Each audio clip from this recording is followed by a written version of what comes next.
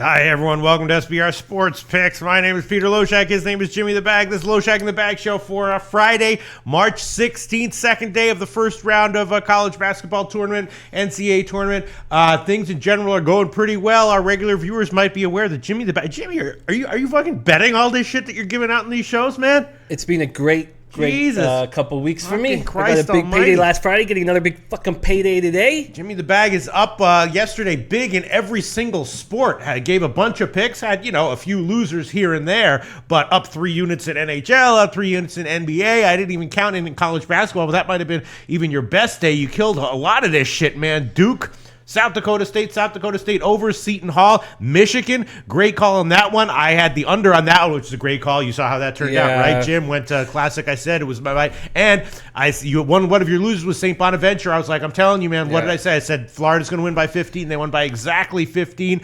Virginia Tech was a loser, but once again, that's how you do this shit. You go, you give 9 picks, you go 7-2, unbelievable. Also, one of Jimmy's winners was Buffalo plus the points, and I actually went to sleep before the games last night, so I didn't catch that result until the next morning, until this morning. But what the hell happened in that game? Buffalo blew them out? Just fucking dominated them. What gave me confidence, we got to give the first shout out to King Rail. Yes, King Rail was the first guy to say, yeah, he's all over that. And God damn.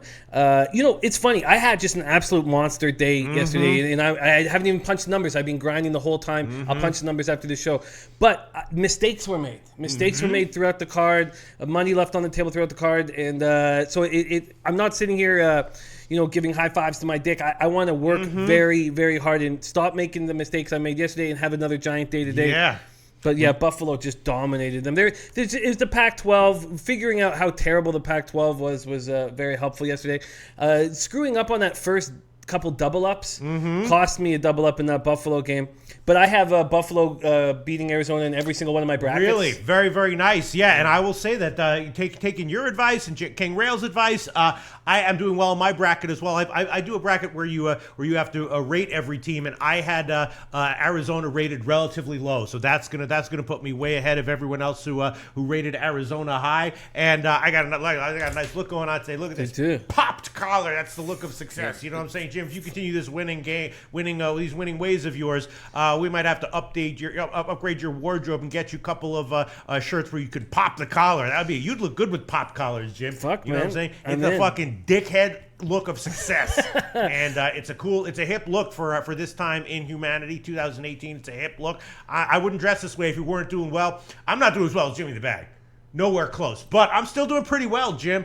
NHL doing well in my brackets, giving a lot of it. And of course, one thing that I told people about, a year ago in these shows, I was like, my leans always do better than my picks. My leans are killing it and everything, Jim. My leans are up like 30 units in college basketball. So I'm happy to, tell everyone what my leans are while I give my picks that are more shaky. But the basic gist is we're doing well. Commenters are doing well. And the big shout out of the day goes out to King Rail for predicting early on, way early, that Buffalo was going to be a threat to win outright. Unbelievable. But I don't know if he predicted a 20-point win. I thought he was talking about like a 3-point win. What the hell happened? So I guess, okay, there's one lesson that I learned from that, and I still have to fucking teach this to myself, is that I still have this bias. I'm just afraid to bet against teams that have one of these, stud monster guaranteed lottery picks on their team. I'm just scared to fade them, Jim. You know what I'm saying? Yeah, I hear you. You got to finding the teams that are overvalued, undervalued. That's how we succeed. Yes. And when we found out Pac-12 was trash, that made it just. And also, some teams handle pressure, some teams don't. Yeah. And we knew that this Arizona team had questionable character. Yes. So despite the fact that they have DeAndre Ayton, a legit, stud lottery pick, probably going to be a star in the NBA. It's like. I wrote, once again, this is like the 15th year in a row that I've written down that note to myself. Don't be afraid to fade teams with studs like that on them. You know what I'm saying, Jim? Yeah. I've known this for 15 years, and once again, I should have been betting Buffalo. I mean, I passed on the game, so I didn't bet Arizona, which is nice. But okay, so yeah, and then a lot of comments here that are interesting. Let's see. Dan Kelly says, I tried to warn everyone off Bonnie. So did I. Predicted a 15-point win, which is exactly what happened. Go back to yesterday's video, you'll see that. And of course, yes, Michael Baldonado says, quick Providence Texas A&M thoughts before it starts. We'll talk about some bullshit after that. This game starts in a few minutes. What do you think? I was thinking. So someone made a comment a few days ago that they really like a side, but I can't remember what side that they said. And but I remember thinking like whatever that side is, that person is dead on. I'm thinking Texas A&M is the play, Jim. Interesting. Well, Al Mack, Providence. I know my man Mac Smart, Providence. Daryl Lyles coming in, Providence, and then we have Richard West coming in saying, "Let's go A&M." Bradley Oliver. I made one of my first parlays yesterday. $500. Very nice. Pittsburgh puck line, Washington puck line. Wow. Oh, he needs a winner today to make $7,000. Jesus. Okay, we'll get to that. Dylan Sema, Providence. Texas A&M started the year 11-1. Then due to injuries, suspensions, lost its first five Southeastern Conference games, and then they got their shit back together. Right. 9-4 in their final 13 games. Lost to Alabama in the second round of the SEC. That was one of the most bullshit calls I've seen, by the way, in the end of that game that cost Virginia Tech. But Alabama played great, played with a lot of heart, very impressive team. But A&M is centered around toughness, rebounding, defense, right? Tyler Davis, 14.5 points, 8.8 rebounds, 6'10", with Robert Williams, who could be a lottery pick. Then you got DJ Hogg, quite possibly the toughest front court in the nation, but their guard play is quite weak. Yeah. Quite weak, and it's going to hold them back. Admon Gilder is the only guard that can be relied upon for buckets. When Dwayne Wilson went down with a knee injury, they lost their point guard. Then they lost their backup point guard earlier. They have no distributors. And that's got to be uncomfortable. And then you got this Providence team coming off an impressive tournament run. It beat Xavier. Lost to Villanova in overtime. Extremely strong conference tournament run, but just ranked 65th in ESPN's College Basketball Index. Making their fifth tourney appearance in a row. Providence is well balanced.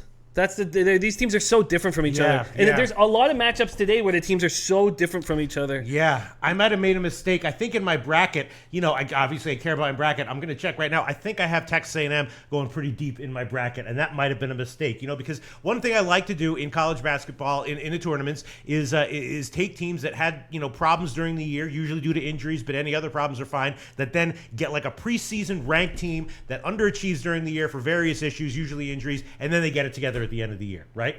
Yeah. Kentucky's a similar example, and I had the feeling Texas A&M was that, which they are, right, Jim? I don't have any trust in teams without senior guards that can distribute the basketball. Although, take Sexton. Sexton's just a beast as a freshman. But Don Ricci coming in saying A&M is bad shooting fouls, 64%. In the tournament. And then he says, and then here he says, I don't like bad foul shooting teams, but they got some nice bigs, but they can't shoot. Yeah. I think I might be on the wrong side here. It's just, you remember in the beginning of the year how high everyone was on Texas A&M? And they started out the year with a bunch of injuries, and they still blew out some team in Germany. I forgot what that was. I just feel like Texas A&M might get it together and be an undervalued team because of that. But now I'm starting to realize and feel that I might be on the wrong side here, which is okay. If it screws my bracket. But right now I'm projected to cash about $1,500. And might do even better. Beautiful. We'll see. Let me. High Win saying, Jimmy, don't you think Providence is tired because playing last two overtime games in their conference championship games? No, I don't think so. They had enough of a break, and this is when the adrenaline completely takes over against spots like this. Yeah, I have Texas A&M rated way higher than Providence here on my bracket. I'm gonna need a Texas A&M win here. They are a 3-point favorite. What do you think as a bet? What do you think? I guess you're liking Providence, huh, Jim? So am I now. I am liking Providence, but I'm not making a play here. I'm in a spot where I'm really having success in this tournament, and I found these first 8 games very difficult. In fact, I found the first 2, even Fullerton, Purdue, kind of difficult. So I'm staying off the Providence, Texas A&M. I have a ton of picks, but I'm staying off this game. George Bush, Al Mack says George Bush picked Texas A&M to win it all. Great. Fuck. Oh, no. You know what I'm saying? Oh, no. George Bush was also like, Iraq has weapons of mass destruction. Yeah. Wrong. Yeah, and his dad's a groper. Man. Yeah. Fucking man. groper. Oh, man. Jesus fucking Christ. All right. Let me see. He was also like, Al Qaeda's in Iraq. Wrong. Kilted Chimp says, true about Texas A&M, too many missed shots yet. God, you know what? The profile of that team, a team with bigs that is bad at foul shooting and doesn't have, veteran guard play is exactly the kind of team you don't want to take in the tournament. You know what I'm saying, Jim? Definitely. I fucked up. All right, the best bet here probably is Providence. I'm gonna have to be praying one way or another for a Texas A&M straight up win. I hope everyone who takes Providence plus 3 or 3.5 cashes. But for my bracket, if my bracket was screwed, I wouldn't care. But I'm doing well in my bracket. Jim. Yeah, our brackets are both looking gorgeous. Yeah, my bracket is looking great, and I'm gonna need a win by New Mexico State. That would really help. Kobe coming in saying Providence is my best bet today. Yeah. King Rail says Providence first half is a lock play. Fuck. Yeah. Yep, there you go, Scotty Rock forever. Look at Loshak popping his collar. This is the look of dickhead success right here. You know what I'm saying? You're successful and a fucking dickhead. This is how you want to look, and that's how I'm feeling right now. Man. Justin, I have to say that yesterday was one of my favorite days in capping. Oh, it was awesome. It was so much fun. It was so much fun with you guys in the chat. So much fun starting out badly and then getting on that fucking roll. I was so fucking pumped up. I studied my fucking ass off all last night, all this morning. I've maybe got 5 or 6 hours of sleep in the last couple of days, and we know that doesn't hurt you in capping because it simplifies your plays. God damn, I feel fucking great. Yeah. We even nailed it. We even also the breaks were going our way, right? Yeah. The San Diego State, the South Dakota State game, you cashed by a half point. The Arizona under, we cashed that one by a point, right? I cashed the Duke under by a point. You know, you got the Rhode Island game -2 in overtime. So you know, it's if the breaks had gone against you, then you would have had a much worse day. You know what I'm saying? But the handicapping was good, and it's definitely good when you have a big winning day and like half of your winners are big winners, and then the losers are close. You know what I'm saying? Yeah, we lost the Nuggets game by a point. And there was some other games that we lost. We lost the Sixers game by a point, a point and a half. Yeah. Those were bad bets, though. I feel like taking those huge favorites. We've had success not doing that all year, and I don't know why I did that yesterday. McGogster likes the under in the Texas A&M game. Yes, I can certainly see that. But I guess we're not going to have an official pick on this game, are we, Jim? I'm not going to have one. All right. So for anyone who wants to bet it, it feels like all the people we respect in chat are liking Providence, including Jimmy the Bag. I picked Texas A&M pretty highly in my bracket, but now I'm sitting here feeling like that's a mistake. And even if they win this one, who do they got up next? What do they got? They got Purdue. Who do they have up next? So I'm gonna be in a world of hurt. That was a mistake. I should have picked Texas A&M to go out sooner. But all right, whatever it is. So that's it. Should we move on from Texas A&M and Providence? Nothing else to say about that? Nothing else to say really, other than Providence is going to be interesting if they do move forward. You know, because they don't have a ton of size. Yeah. Right. They got 6'8" senior Rodney Bullock. They got Alpha Diallo, 6'7" sophomore guard. These guys are getting most of their boards. I love Kyron Cartwright, though. Just an excellent distributor. He's a senior point guard. I'm telling you, man, as we move forward, you will notice that almost every team has that senior point guard that averages more than 5 assists a game and doesn't turn the ball over a ton. Kyron Cartwright's one of those guys. I'm a big fan of his. Man. All right. Yeah. All right. That was a mistake. You know, I should have analyzed it a little bit more and not taken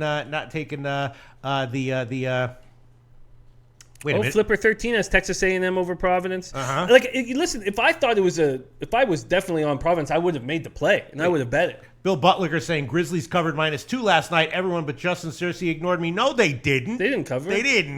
But the Bulls won outright. Come on, Bill Butler. Bill Butler a little bit off his game today. We hit the Bulls. We hit the over. That double. When that double came in, I was just fucking pumping that fist, dude. God damn, yesterday was fucking great, man. And it's so easy to wake up and grind when you know that you're winning. It's so hard after a losing day. Yeah. What a treat. Yesterday was heaven. Yeah. All right. So let's see. Let's review the college basketball picks that Jim and I have given in previous days. I did give Florida State +1. That'll be an interesting game to break down because it's a little bit hard to get a read on what condition Missouri's going to be in for this game. I did give Marshall +12, Charleston +10, Murray State +10, and I doubled up on Charleston first half +5.5. Those are all the picks that I gave earlier. And Jim actually has no picks that he gave earlier. That's right. But I have every single game capped that goes before our late show. Right. So I've got the same situation, same system as yesterday, and feel goddamn good. All right, well, let's get into it. Let's just go down chronological motherfucking order. Purdue against Cal State Fullerton. Purdue is a little bit like a rich man's Texas A&M, right? They have some bigs, but, they have better guard play for sure. But Purdue can be a little bit underachieving at times, can't they, Jim? Certainly can. Yeah. Is Fullerton maybe a good play here, first half or full game, getting 20 points? That's a very scary play. Purdue coming off losing losing to Michigan 75-66 Big Ten championship game. Their worst loss of the season, which is a good sign. Even when they're losing, they stay in every single game. They lost their previous 5 games by a combined 15 points, 3 of which were decided by 1 possession. Titans are winners of 5 of their last 6. Pretty impressive team. 1 senior on the roster. Just 1 senior. Arkham Robertson, 6'9", 230-pounder, and he plays just 15 minutes a game. Well, he's going to have to play a ton more today. So I think that might hurt them because they're going to have to change up their rotation. He plays 15 minutes, but they're going to desperately need him. We know these 2 7-footers in Purdue's rotation can be pushed around. Yeah. They can be beaten on the glass. But Fullerton does not have the roster to do that. Right. They will need to guard the perimeter because we know how much Purdue loves to jack up threes. They're excellent at it. As a team, they average 42%. 5 guys shooting over 39%. Bart Nelson says he's got a small bet here on Fullerton. This is another play that I just don't love. DJ Big Boss says, oh shit, Jimmy must have drained the weasel yesterday. He's lit. Actually, I'm chock full, DJ Big Boss, chock full, but I'm getting a payment from my local today, and I can promise you, man, Longcock Squeezy will be empty this evening. What about Fullerton? It's an early start game. We know Purdue can be a little bit lackadaisical at times. What about Fullerton first half plus 12.5? That's a hell of a lot of points for a first half line here, Jim. They just don't have. When you play against Xavier, like remember when the Hilltoppers beat them earlier this year? They didn't have the height, but they had the strength down low to push these 7-footers around. And when I went down this trust me, I love taking these giant dogs. I love it, but I can't take Fullerton. I went up and down their roster. They have 1 senior. They just don't have the guys. Now, in saying that, it's a huge spread. But what's so good about Fullerton then? How the hell did they get here? Well, they were the 4th seed in the Big West. I mean, they came together as a team. They have a young score. They have offense, but they just don't have the. As soon as I wanted to take Fullerton, trust me, but they just don't have the roster to bang with these guys. But then. Yeah, it's tough. It's a tough spot, and I'm off this game. This is my 2nd game in a row that I'm going to be off. Young Ziongsta. Purdue -20 winner. And then one play I think that might be a good spot is what Joe D's talking about right now, saying Purdue, Cal State, Fullerton under 145. James says Purdue rolls. Dylan Sema says Purdue is going to murder them. I wouldn't take them on the full game, but I'm thinking first half getting 12.5 is a little bit might be a sneaky good play there. I mean, they played St. Mary's. They came within 8 of the first half against St. Mary's. I don't know, man. You know what I'm saying? I mean, they got blown the fuck out by USC in the first half. All right. So, I guess you're right. Very, very tempting to take Fullerton here on the first half, but I guess we're going to pass on that one as well, right, Jim? I'm going to pass on these first 2 games that start while this show was on. Not that I wanted to. Max talking about Jackson Rowe and his offense, Canadian kid. I wonder if Max has a play on this game. I'd love to hear it if you do. Al Max saying I like the under. Yeah, Bill Butler says, thanks, Pete, because of my typo. Now everyone thinks I'm an asshole. Yep. Hey, welcome to the real world, Bill Butler. Yep. Welcome to the real fucking world. Sometimes everyone thinks you're an asshole, completely unjustified because of a typo. Welcome to existence and reality and humanity, Bill Butler. It happens every fucking day. Twatty says it's all good. We love Butler. And he's right. Yeah. We all love Bill Butler. All right, here you go. Tomino says Purdue depends on 3-point shooting. They haven't played in a week. They might take time to get their rhythm. That's what I'm saying. You're giving 12.5 points. I mean, Fullerton, they're not great by any stretch of the imagination, but it's an early game. Purdue, they're at least a little bit looking ahead. I know they got the bigs. They're going to get all the rebounds and shit, but they're not going to get all. Those guys don't get a ton of rebounds. I know. That's what I'm saying. In this game, they probably will because all they got is just this one 6'9", 230-pound senior that's going to stop them. But they've. Purdue is a team that I wouldn't, if this was a big time game against a top opponent, I would not be trusting them. Maxwell Smart has come out officially. Fullerton plus 12.5 first half. I love that. Yeah. Jim the Bag. Fullerton first half plus 12.5. What do you think, Jim? I like that play. I like that play, Max. But you know what? I had a successful day, and that's going to make me try even harder today, and I'm just not going to do anything loosey-goosey unless I really believe in it. Young Giantsta Purdue minus 20, winner. I would definitely, Dylan Sema says Purdue by 50. I would definitely not take them first full game because definitely get the feeling that, especially if they're down. I mean, if the first half is a little bit closer than expected, Purdue will get it together in the second half. King Rail says the opposite. He said, I think Purdue will come out on fire, but I don't see them holding up. All right, well, we can come back to this game, and I might throw on Purdue, Fullerton plus 12.5 first half. That's definitely a lean of mine. And yeah, the under is probably a decent play as well. I had some success with Purdue unders earlier this year. And then Marshall, Wichita State. I'm pretty high on Wichita State in the tournament. I think that they, I'm just hoping that they, even though they vastly underachieved relative to expectations this year, I'm thinking they might get it together in the tournament and make a deep run. But I did take Marshall plus 12 earlier in the week. What do you think, Jim? I don't trust Wichita State. I don't either. And I do not believe that there's a switch that they can turn on. Mm-hmm.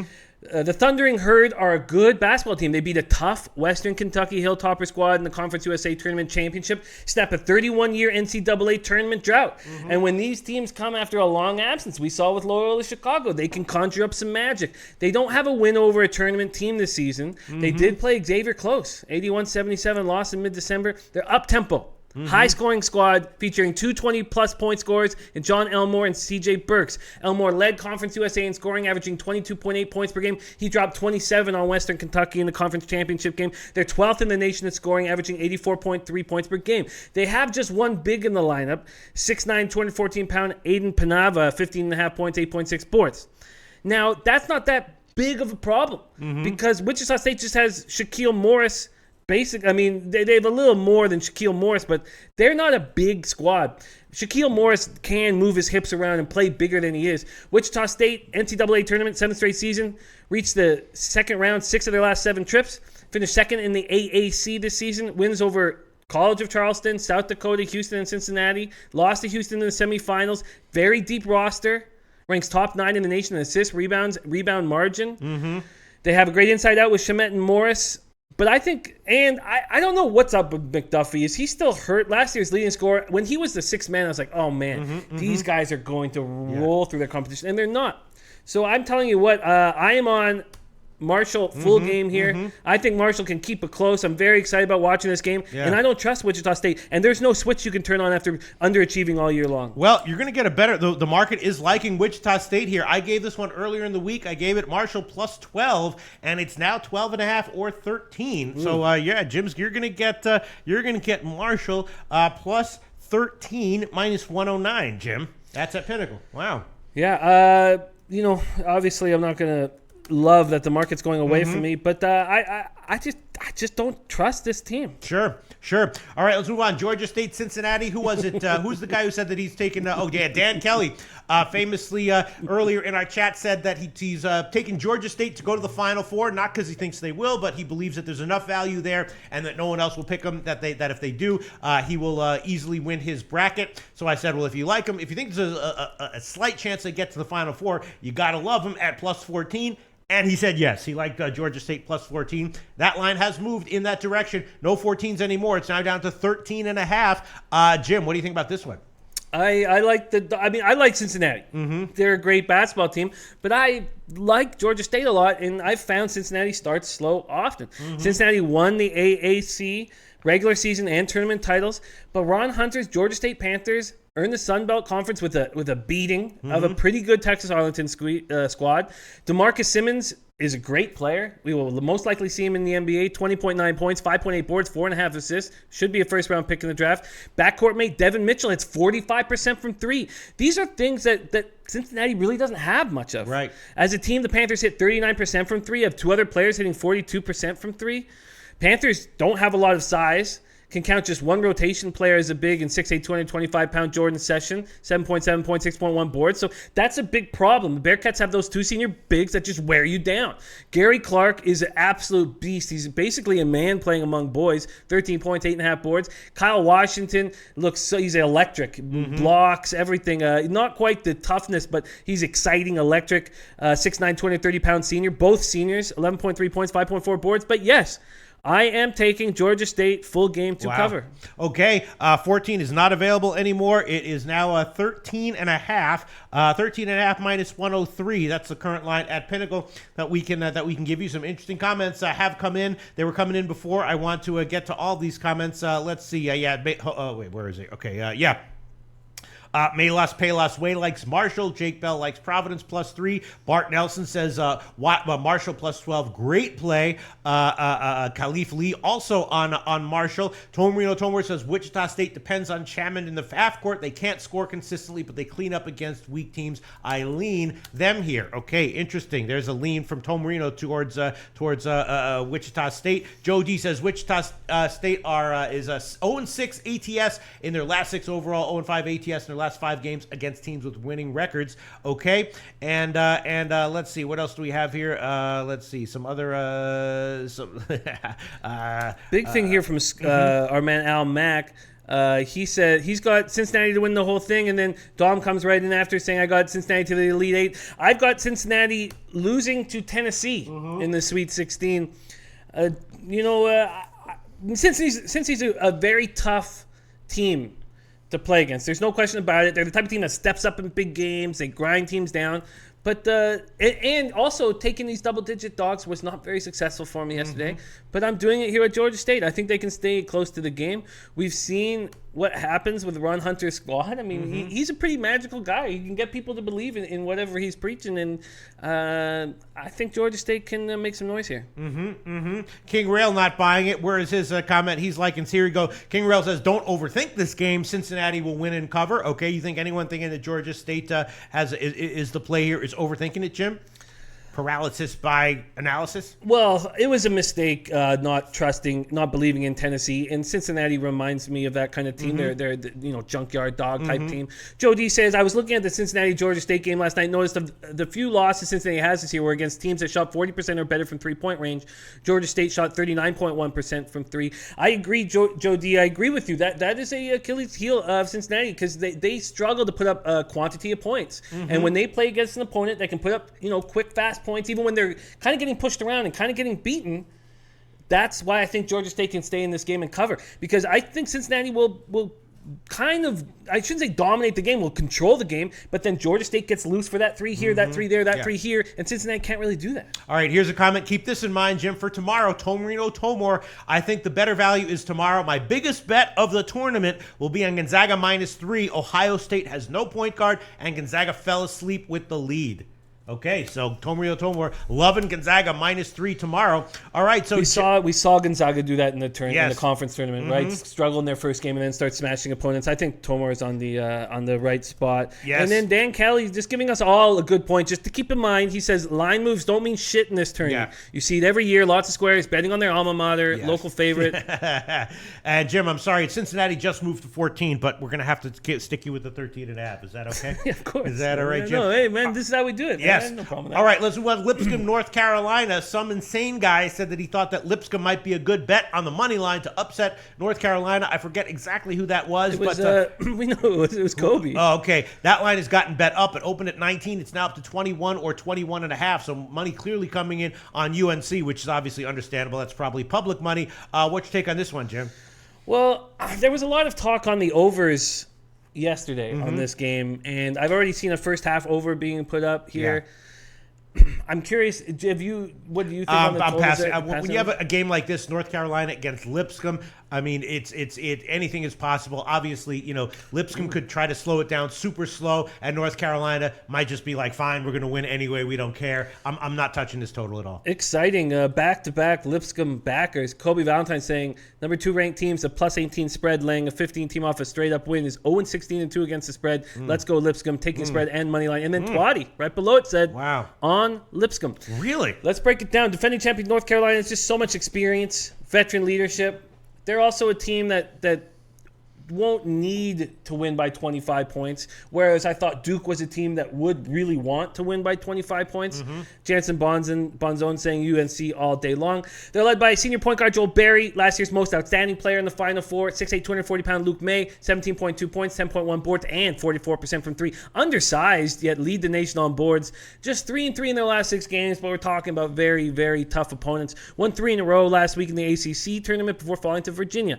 North Carolina went 13-9 against teams in this year's tournament. They get to play their opening game in Charlotte. That's a big, big help. They're 33-1 in NCAA games in their home state, 11-0 in the Queen City. Junior swingman Cameron Johnson has a back ailment.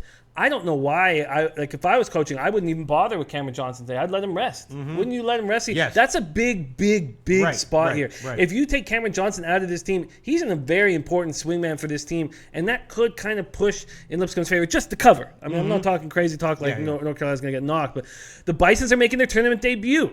That's exciting. Something magic can happen to these teams in the midst of an 8-game winning streak after winning the Atlantic Sun tournament.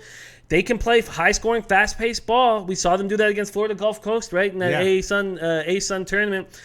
Led by 6'5 swingman Garrison Matthews, 22.1 points, 5.5 boards, and they have enough size.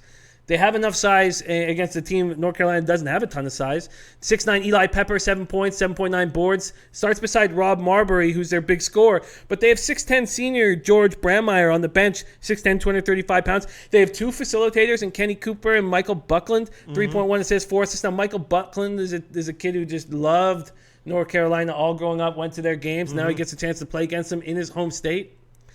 Yeah, I mean, I could see it. Someone else made the point that Lipscomb doesn't play slow, which is obviously true, but it's just in the tournament, in this kind of a game against UNC, you never know. It's especially late. You know what I'm saying? They might try to, they're probably going to have some kind of sneak attack scheme plan. It just is too many unknowns. It's a high total, and I'm staying off it. Although I can certainly, see why people would want to pound the first half over on that one for sure. All right, Jim, are you going to make a pick on that one?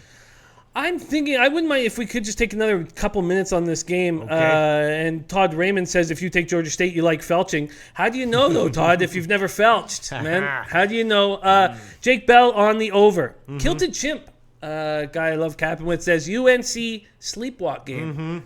And that's how Lipscomb could cover here. Dom Ricci saying that over is interesting.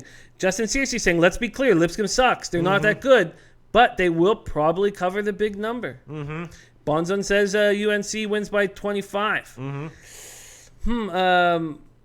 Wow, this is interesting.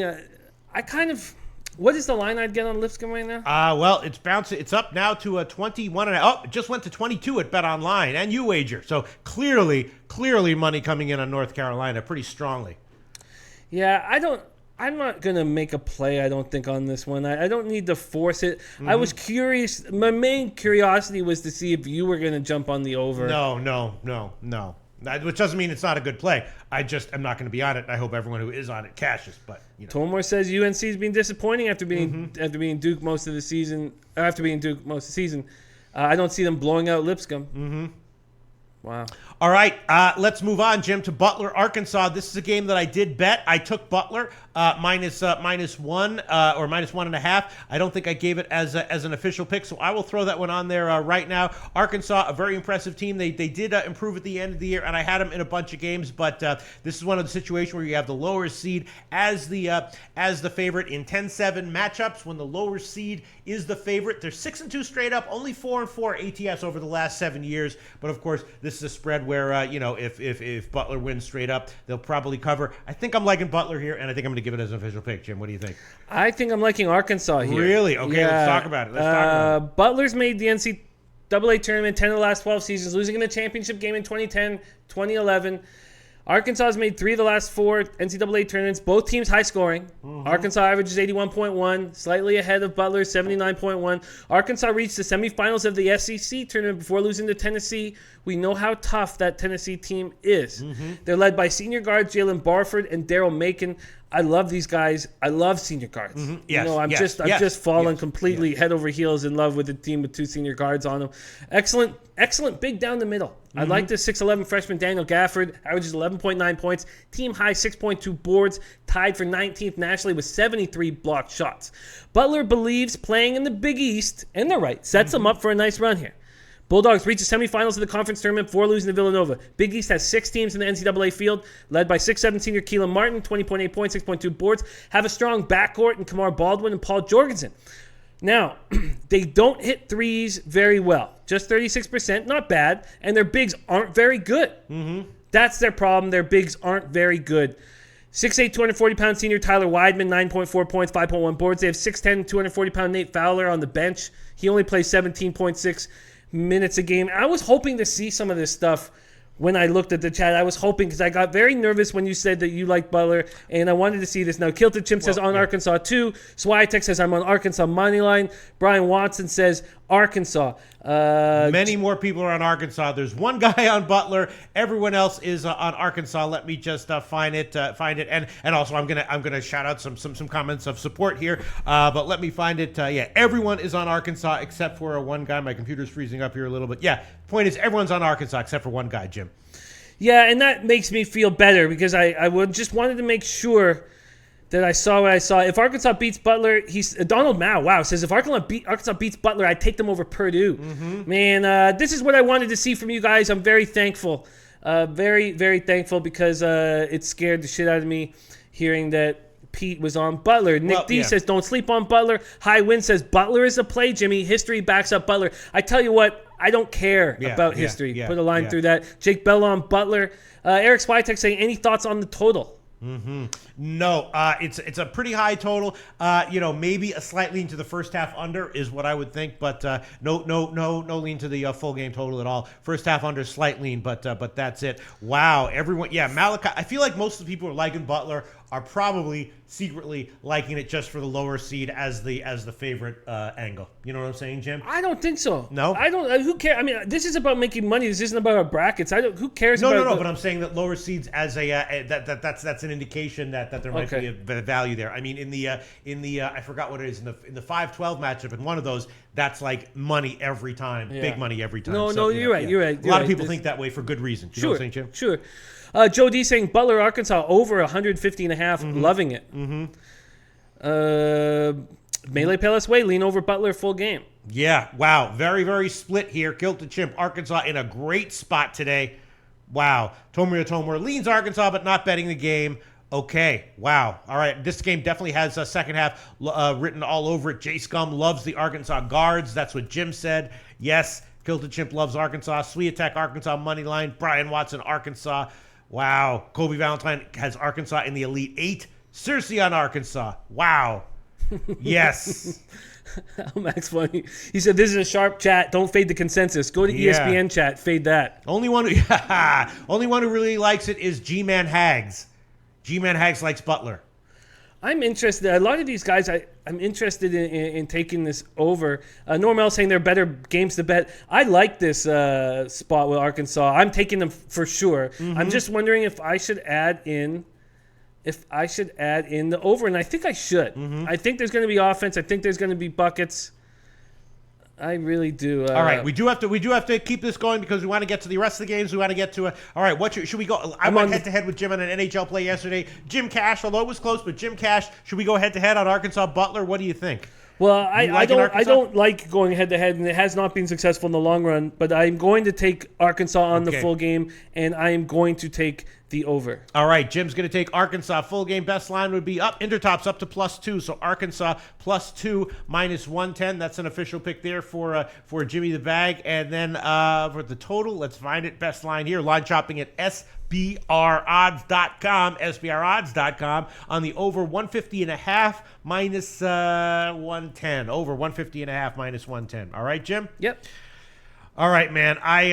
I'm gonna need Butler in my bracket, but I'm gonna pass on this one as an official pick because I trust the breakdown, and I think it's defensible to take Butler, but I'm starting to agree with the people who like Arkansas. All right, we want to keep this moving along. Murray State, I did make this one an official pick, Jim. Early on in the week, I took Murray State at +10. What do you think about this one, Jim? I like it. Yeah, I like it, and I'm on it too. Murray State, champion of the Ohio Valley Conference. Racers currently own the nation's longest winning streak at 13 games. Double-digit road wins. just like Nevada, although Nevada concerns me in their game. Leading the way is one of the country's best mid-major players, senior guard Jonathan Stark, averages 21.8 points per game, recorded 4 30-point games, shoots 41% from 3, 88% from the foul line. Murray State has enough size, and that's a key when you play against West Virginia. And Joe D saying, do it, Jimmy. I'm riding with you, Joe. Riding with you, pal. Murray State has enough size. 6'8", 245-pound forward Terrell Miller, 14.7 points, 8.3 boards. They like trying to play him at the 3 spot where he can have huge matchup advantage. They also have 6'9", 240-pounder Jalen Dupree. They have an underrated, very good guard, very good point guard, John Morant, 12.6 points, 6.6 boards, 6.4 assists. That's a hell of a line. We know West Virginia is a very tough team. We know that. I just think this Murray State team is special and can cover double digits. West Virginia led by their senior backcourt, Javon Carter and Daxter Miles. Carter was awesome this year. 17 points, 4.7 boards, 6.6 assists. If Murray State didn't have such an excellent point guard, I would be very uncomfortable. This is a big spot for Morant to see if he can take on, for a freshman to take on a senior, and it's going to be tough for him. Carter's special. Him and Daxter Miles are a very good backcourt, and they have a very good front court. 6'8", 260-pound Kanate, 10.8 points, 7.6 boards, and Issa Ahmad. Issa Ahmad doesn't always show up. He doesn't always step up the way I expected to when he came back. 10.1 points, 5.3 boards. They're a very experienced team with a great coach. But these racers can play, and I'm on them. All right. Plus 10, minus 108 is the line that you will get here, Jim. I took that one as well, and that lineup has not moved. Let's move on because we are a little bit behind here. Sure. Texas and Nevada is an interesting game. Nevada, of course, lost Lindsey Drew, and then another guard, Kendall Stevens, had an ankle injury, but he was upgraded to probable. But, it's not great that he's, still maybe battling an ankle injury. And then Texas got that guy back. What's his name? The big man from there. Bamba. Yeah, Bamba. But then again, Nevada, with those twins, has really shown to be a resilient team.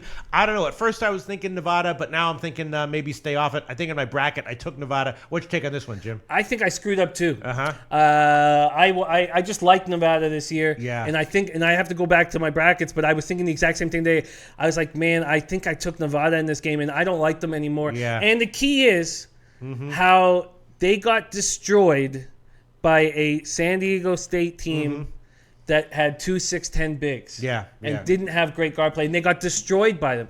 These teams couldn't be more different from each other. Couldn't be more different. Wolfpack small, offensive, up-tempo. Texas tall, talented front court, likes a slower pace. Nevada got taken apart by San Diego State. Nevada won 12 road games this year. All their best players are 6'7", led by the Martin twins, combined for 32.7 points, 11.6 boards, 7.2 assists. Led on the boards by Jordan Caroline, 6'7". Sharp shooting senior Kendall Stevens, who you were talking about, 44% from 3.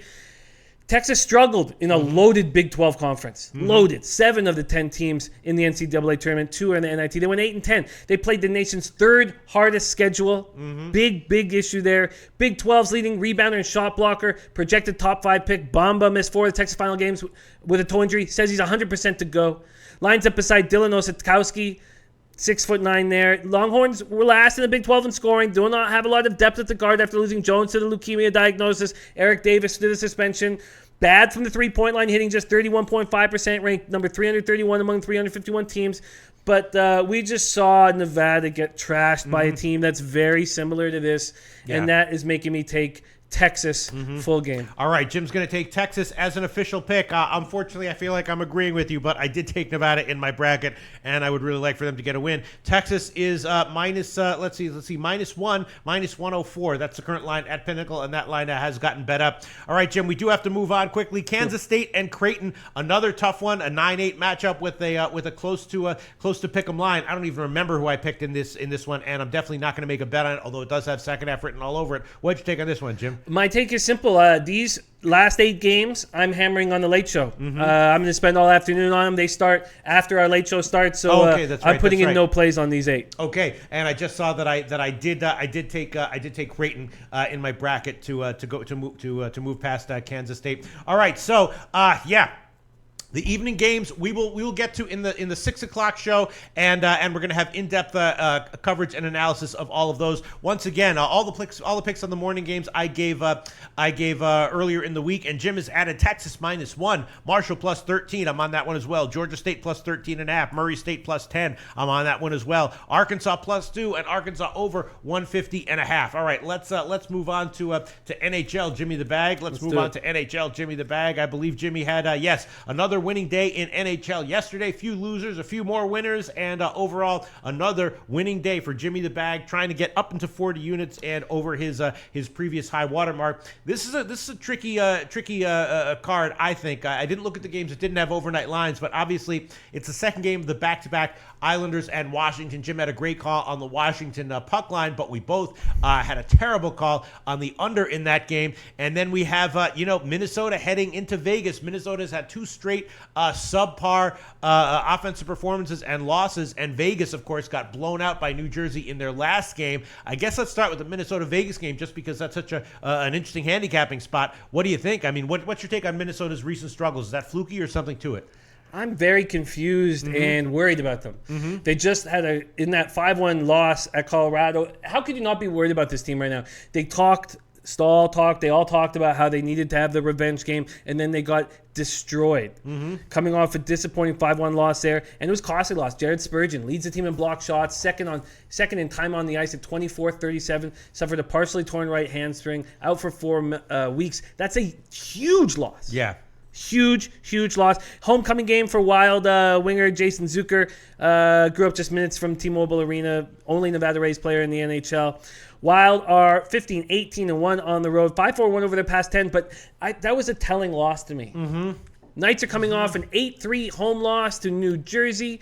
Their worst home loss in franchise history. A loss so bad that Michael Robertson has not come back to the chat. That's how fucking bad that loss was after his fucking monologue about stepping over my ripped up fucking tickets. Now he's not. You know what? And that made me realize anytime you go head to head with someone in chat, what I want to do, what I will do, or I'll even if I'm going head to head, what we'll do is we'll tell them if they wind up losing, we'll beg them to come back and just be viewers anyway. Despite don't worry about losing, and we'll beg them. How you lose is more important than how you win. Yes, absolutely. I'm not afraid to beg people to watch the show. All right, Jim, what do you think about this one? Minnesota, Vegas.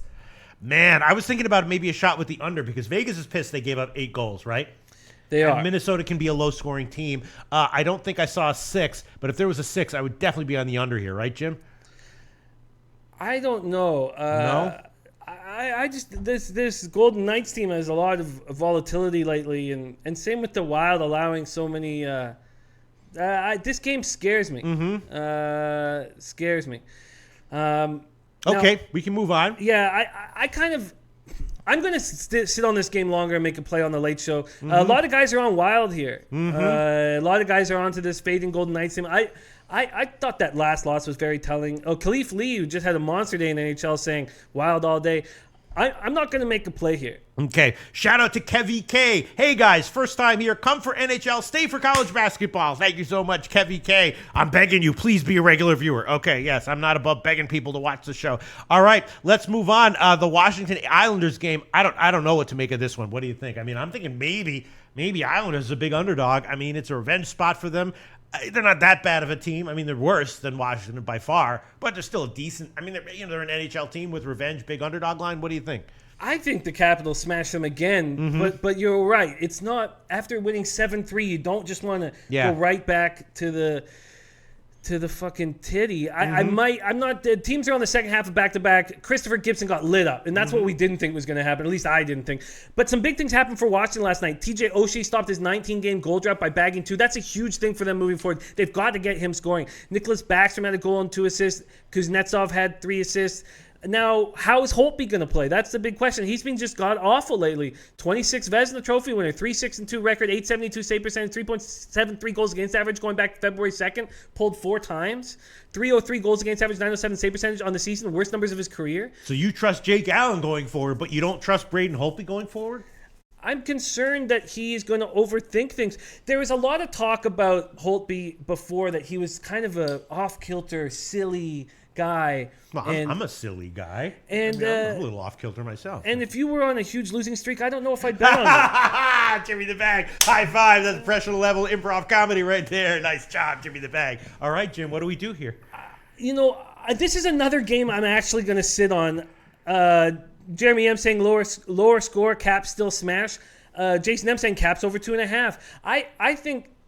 I think I just need a little more time. This is a tricky NHL card. Yeah. And I'm going to make a play on this. I'm leaning towards taking the Capitals on the puck line. I think the Islanders have given up on the season. Yeah. And I think.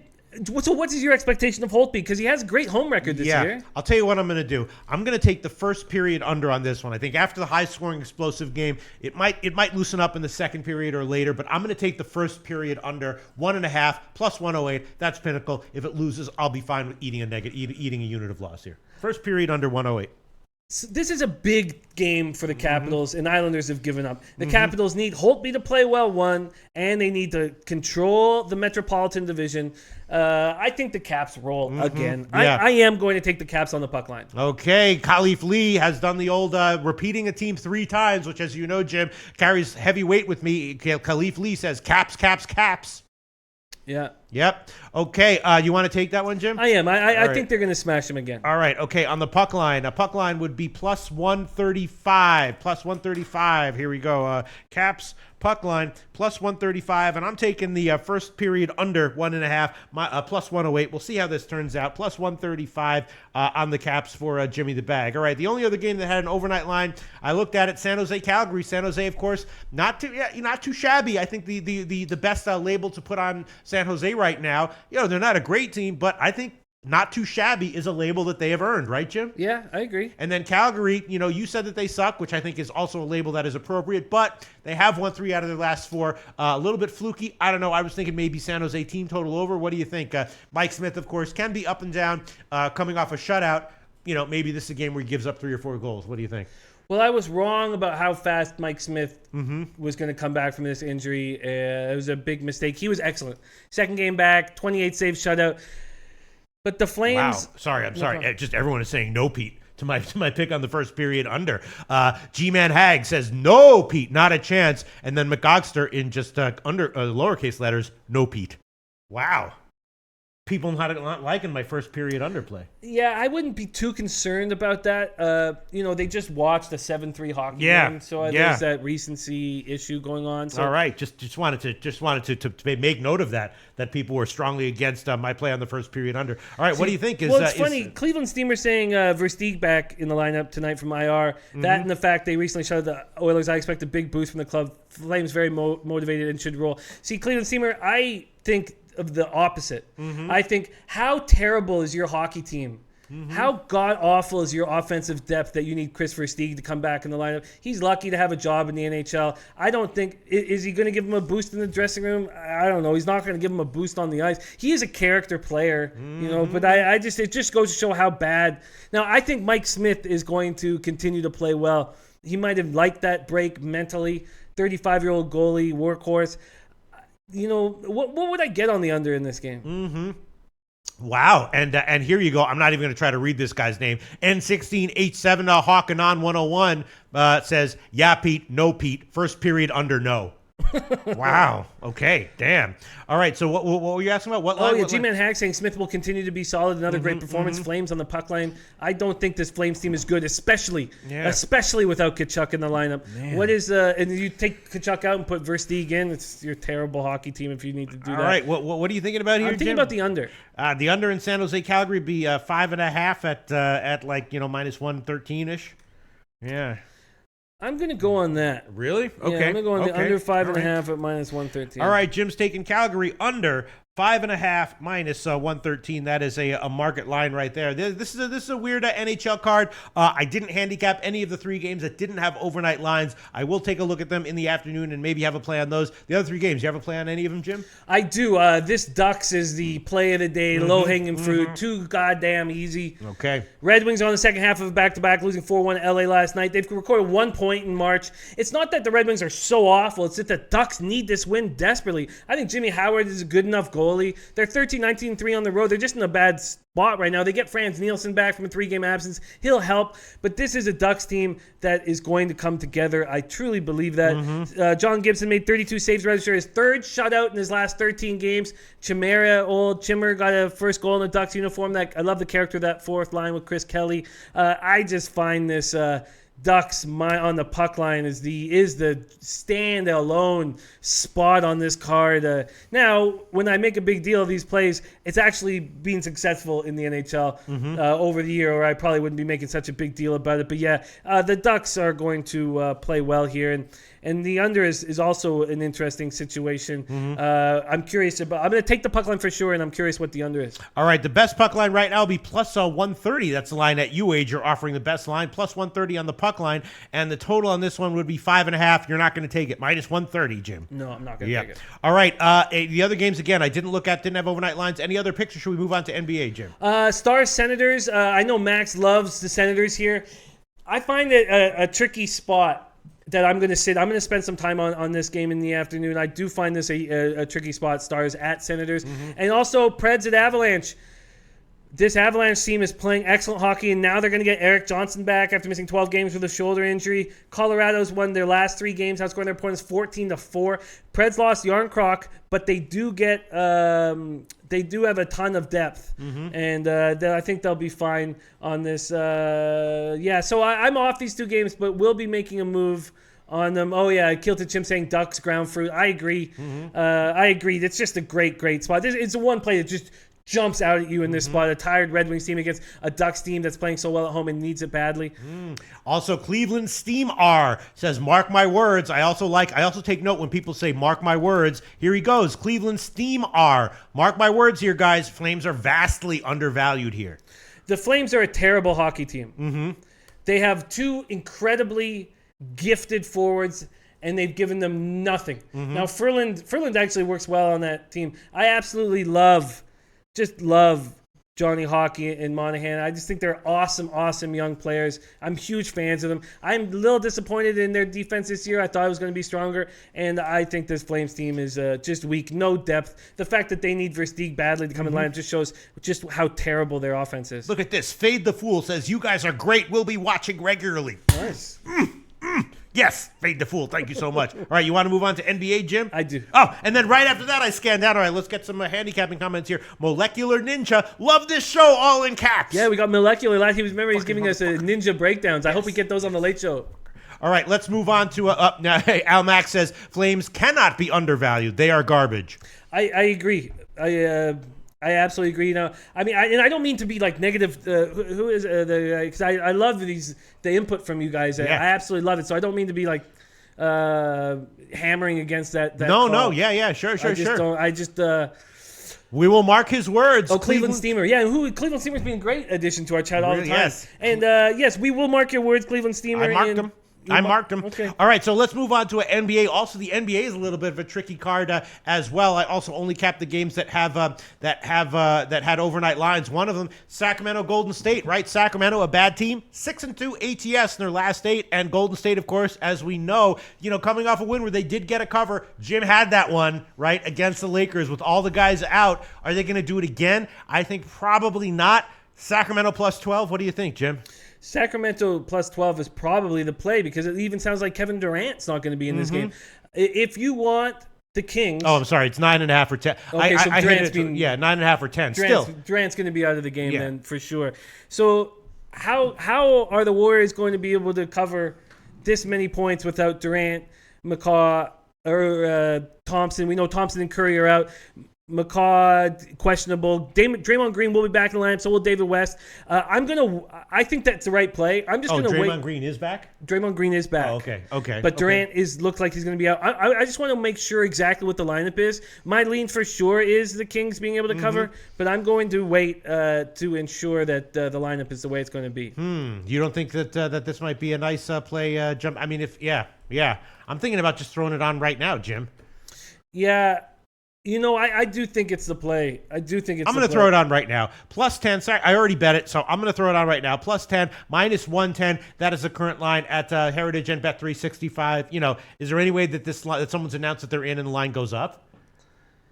I really think that Durant is dealing with the rib soreness. Yeah. I don't expect him to play, and even if he does play, I think the Kings could cover that big line. What are you getting? Plus 10? Plus 10, minus 110, and I might double up on this one as well. The first half looking kind of nice as well, plus 5.5. Oh, I'm on it. I think that's a good play. I'm on the Kings. Rich Banks saying Sacramento's horrible. Rich Banks, excellent basketball capper. I wonder. So he thinks. I guess obviously he thinks that the Warriors are going to cover. They've covered. Sacramento is a horrible team. They've covered 6 out of the last 8 games. I mean, they're undervalued right now.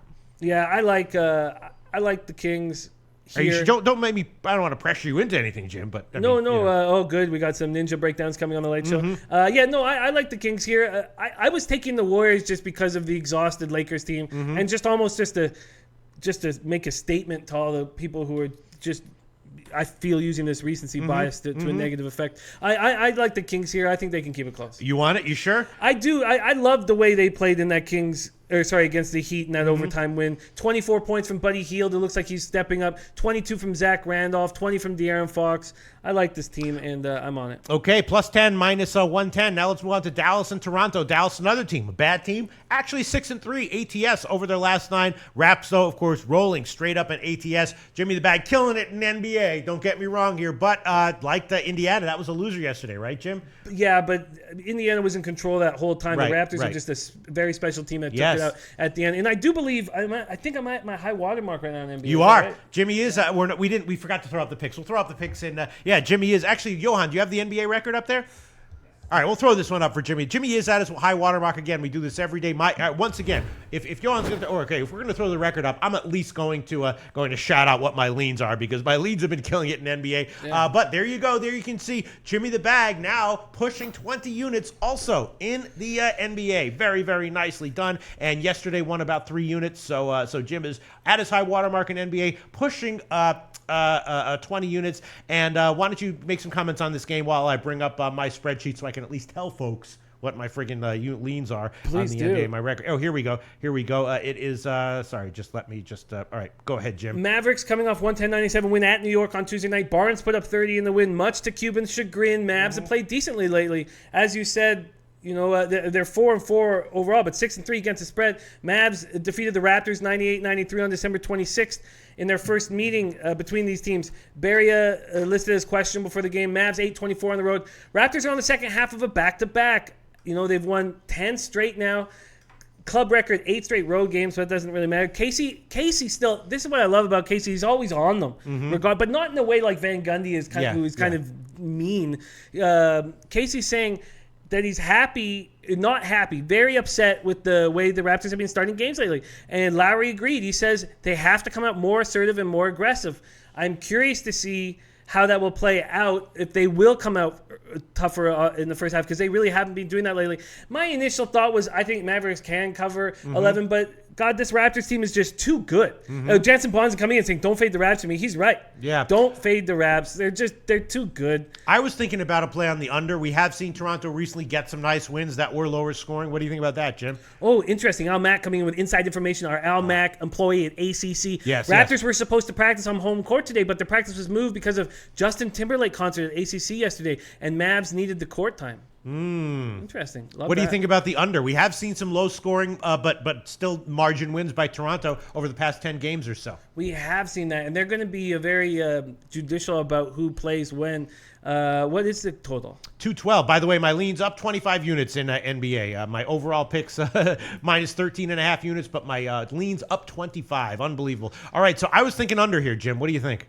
I think that there might be the play. I just wonder what is the final sound? Do we think that on the second half of back-to-backs that the defense perimeter defense is worse? It depends on the team. It really depends on the team. Obviously, a team that is defensive, that is intense defensive, an intense defensive oriented team will usually be tired, and the defense will be worse on the second half of back-to-back. A team, on the other hand, that has tired legs and shoots a lot of threes will sometimes be worse offensively. So it really depends on the team and the spot and the matchup. And my sense is, once again, Toronto as a huge favorite here, coming off a win. It's possible also Dallas could come in here and just play no defense, and Toronto will be like, all right, they're not playing defense. We won't play any defense because we're tired, and you'll see a 240-point game. But I was thinking maybe an under here. I think so too, but there's some people against it. David Stewart in all capitals. Don't bet under on that game. Both teams hitting triple digits. I'm not going to make a play on this game. I find it difficult. But Brian Clark saying, way to go. It's all about that inspiring speech you gave him, Pete. And he's right. That speech did turn around my whole season. Yes, turned around your whole season, your whole handicapping career, Jim. It really felt like that, absolutely. For people who aren't familiar with what that is, I gave Jim was way down in NBA. I gave him an inspirational speech about a handicapper who turned his season around just by having faith and trusting the process. That handicapper was me in MLB season yesterday. And since that time, Jim went on a big run and hasn't even looked back. Yeah, right, Jim? It meant the world to me. Unreal. He cared enough. It meant the world. Classic, JD Williams. classic clip. Yeah, it was a classic clip for sure. JD Williams saying, my boss asked me why I was watching YouTube. I told him, you all get me paid better than he does. Oh, Almac says, I love the under. Wow. Yeah. Wow. Whoa, Tilted chimp right under it. And now look at this. This trumps all of them. When you spell out, when you spell out one of the words, he didn't spell out under, but he spelled out L-O-V-E, the under. That's funny. Wow. But then Kilted Chimp says Raptors over. Yeah, it's I'm gonna wait on this. All right, I'm definitely leaning under here. I'm gonna think about it, and I'll probably put it on. I'm gonna check the line movement, I guess. Jimmy the Bag. The only other game that had an overnight line, Brooklyn Philly. Got a nice win yesterday, but just a little bit too big of a favorite. You got to be careful when those road favorites that are 9, 10, 12 points. The Nets have actually been covering off of 2 straight blowout losses, but before that, they were like Sacramento. They were like Dallas. Bad team, but covering. What's your take on this one? This Sixers team, they played terrible. Yeah. They played terrible all game long, turned it on for 12 minutes, and it was enough to beat the Knicks. Nets are coming off 116-102 home loss to the Raptors on Tuesday night. D'Angelo Russell is really trying right now because he missed most of the year. Led all scorers with 32 points. Second straight game with at least 25, 10 and 22, 7 from 12 from 3. Game will be a rematch of the two teams game they played last Sunday. Philadelphia destroyed them 120-97. And Embiid was talking all about how good their defense was. And then we see their defense last night be trash. Alan Crabb is questionable with an illness. Jarrett Allen expected to be back in the lineup, but he got destroyed by Embiid the last time they met. Sixers are on the second half of a back-to-back. And if you can't trust them on the first quarter and first half, can you trust them at all anymore? I don't know. Yes, good question, Jim. Tomor saying, I live in the Philadelphia area. Philadelphia having trouble defending with Ilyasova and Bellinelli. That's an excellent point. Tomor saying 76ers are a good over team right now. Not a good side, but I like that. I think that's a good idea. See, I was thinking about the Philly team total under maybe 112.5. What do you think, Jim? I expect them to step up after that atrocious play. I'm uncomfortable with this game, and I'm off of it. All right. So, any of the other 3 games, any picks you want to give, Jim? Most definitely. I'm on the Magic again. This will be the third straight game. I'm on the Magic. The first one, they lost by 30. Second one, they won outright as a big dog. I'm on the Magic again. Celtics coming off tough double overtime loss, dealing with a ton of injuries. Irving out to rest his knee. Brown, concussion protocol. Smart, thumb injury. Might knock him out for the season. Theus, done for the year, knee surgery. Only good news, Horford will be back from his illness. Celtics are 5-3 when Irving does not play. They blew a 20-point lead in that double overtime loss to the Wizards. With all the injuries, Celtics started a disgusting lineup against the Wiz. Rozier at the point. Tatum was great, but with Morris, Baines, and Yabusele, terrible. Celtics are 23-9 on the road, 6-4 past end. Magic coming off 126-117 home win over the Bucks on Wednesday, halted the 5-game losing streak. Fournier missed the 4th straight game with a sprained left knee. Aaron Gordon may or may not play. Without its 2 leading scorers, they rebounded nicely. Jonathan Simmons had a career-high 35 points after getting shut down by the Spurs. DJ Augustine got 32. I liked it. They combined to shoot 13 from 21 from 3, hit 18, a team record 18 3-pointers. I'm on the Magic for sure. The Magic for sure. Okay, plus 6.5 minus 110. It is a split line right now, 6 or 6.5. We'll give you plus 6.5 minus 110. Again, this did not have an overnight line, so I did not have a chance to look at it, but I will, and we'll discuss it in the afternoon show. What else are you liking, Jim, from the NBA card, if anything? I believe that is my only play. Let me just quickly double check. Off net Sixers. We're going to think about the Raptors under. I thought the Clippers would get a bigger dog line. I was shocked. My plan was to take the Clippers today on the road against the Thunder, and then I couldn't believe it was 4.5. Did that not surprise you? I thought they'd be bigger dogs. I didn't look at the overnight line at the games that didn't have overnight lines. I thought they'd be bigger dogs for sure. It's smooth loving watching those young Celtics play against the Wiz. Yeah, if you were going to take the Celtics, I might take them early, but that's by far my favorite play on the card is the Magic plus 6.5 at home. And here you go, Tomori says, I like Orlando here too. I love fading teams off brutal losses, and I think Boston's injuries will be a bigger deal on the road. Looks like Gordon might play, and especially Boston coming off a game where people were expecting those injuries to matter, and then it didn't, and then this is the game where it finally does. I'm going to look into this one, but I have a feeling I'm going to be tailing you on that one, Jimmy the Bag. I have a feeling I'm going to be on Orlando as well. All right, anything else you want to give, Jim, before we wrap this up? Yes, hey, and Tomor has a good point. He's saying because Paul George and Steven Adams are unlikely or questionable, and that's the reason why the line is. They were both limited in Thursday's practice. I kind of expected one to play. So, but since February 1st, the Thunder are just 2-6 against teams with better than 500 records. They did beat Golden State on the road and the Spurs at home, but I like the Clippers here. I am going to wait to see this line movement, and you're right. Oh, and the Heat-Lakers, very exciting game. I don't have a play on this yet. I find the Lakers a tricky team to cap right now. David Stewart said Lakers being fire, and they're an up-and-coming team for sure.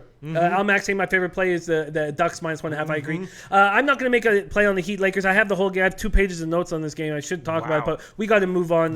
We got a big day ahead. Yeah, and also just want to mention that a few comments ago, who was it? Someone said, where the hell is that comment? I can't find it. Someone said that I really like the under in the Raps game, and then Al Mac comes in again. I think my favorite play is the under in Raps Mavs. Yeah, right here. Wow, I think my favorite play. there you go. Yeah. There you go. Yes. That might be enough. I mean, this guy works at the ACC, knows this team inside and out. It was our lean initially. Yes, that's definitely. So you know what?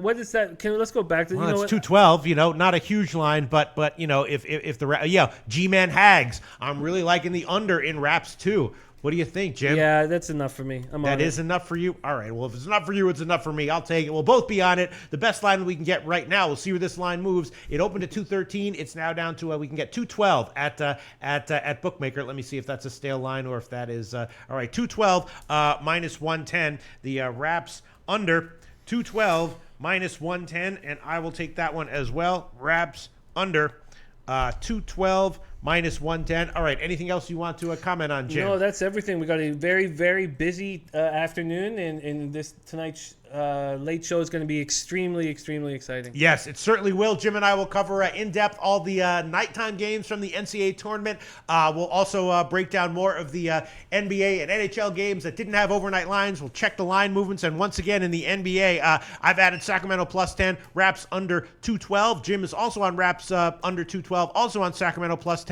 And what else did you take here in the NBA? I can't find it. That's it. Yeah, I've got Magic. Oh, and Orlando +6.5. That's right. the play I enjoy the most. That's the one he likes the most. We'll be back at 6 o'clock Eastern Time.